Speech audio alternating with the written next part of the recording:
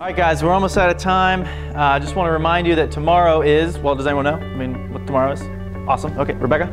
Ash Wednesday. Ash Wednesday. Okay, so don't forget that means that it's a day of fast and abstinence. So make sure you remember that for tomorrow, okay? All right, good class. I'll see you guys next period, okay?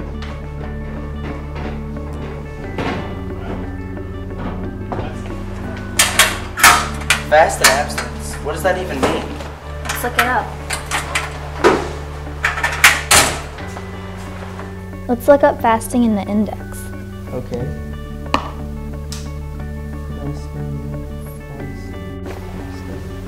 Fasting, Lenten fasting, as church precept 2043. Okay, the fourth precept of the church is, you shall observe the days of fasting and abstinence established by the church, ensures the time of ascesis and penance, which prepares us for the liturgical feast and helps us acquire mastery over our instincts and freedom of heart. Okay, but I still don't understand what fasting requires me to do. Let's ask Melissa to help us out. So Melissa, what have you found?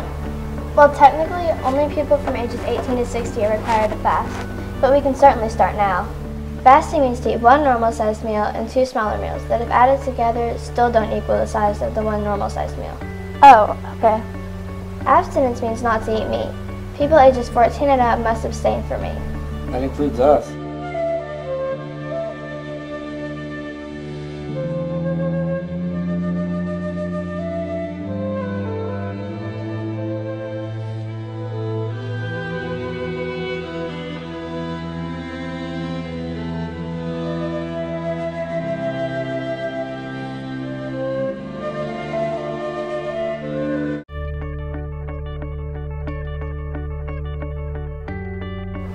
Maybe we should look at a calendar.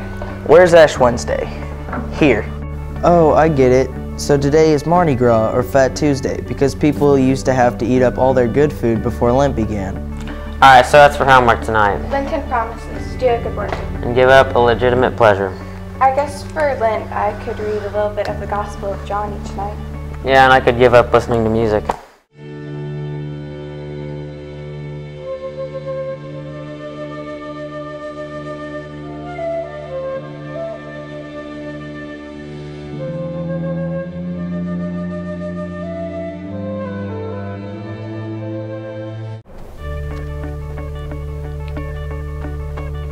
What are you doing for Lent? Well, I'm probably going to be doing a rosary every week. Yeah, I'll probably give up the internet, something like that.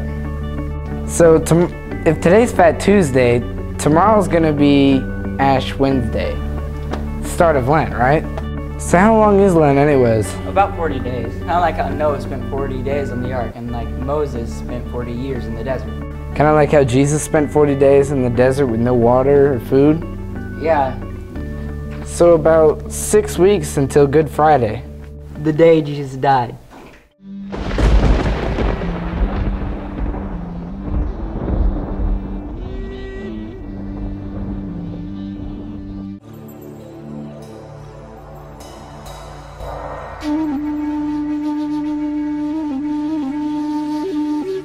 Days of intense heat. A vast barren landscape with little food or water or shelter. And not a soul in sight for dozens of miles, except for one. Jesus entered the desert for 40 days and 40 nights in order to prepare for his mission.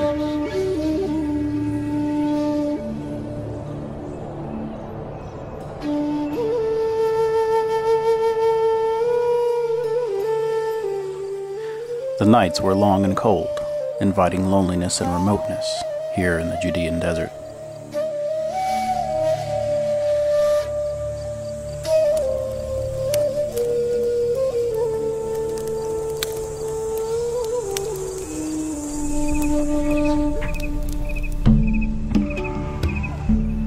Christ was not completely alone, though, for the devil entered the desert and tried to tempt him 3 times. Jesus resisted Satan's temptations all 3 times and modeled for us the disciplines which are necessary for us to draw closer to God. These disciplines, prompted and aided by God's grace, can help us to master our instincts rather than allowing those instincts to master us. Later, in his Sermon on the Mount, Jesus outlines how to practice these disciplines.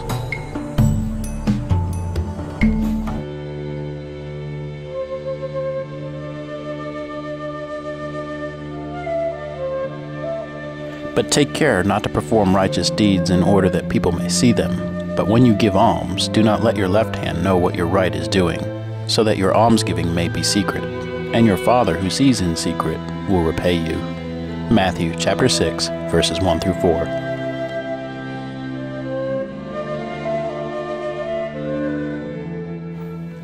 When you pray, do not be like the hypocrites, who love to stand and pray in the synagogues and on street corners so that others may see them. But when you pray, go to your inner room, close the door, and pray to your Father in secret, and your Father who sees in secret will repay you. Matthew chapter 6, verses 5 through 6. When you fast, do not look gloomy like the hypocrites. They neglect their appearance so that they may appear to others to be fasting. But when you fast, anoint your head and wash your face, so that you may not appear to be fasting, except to your Father who is hidden. Matthew chapter 6, verse 16 through 18.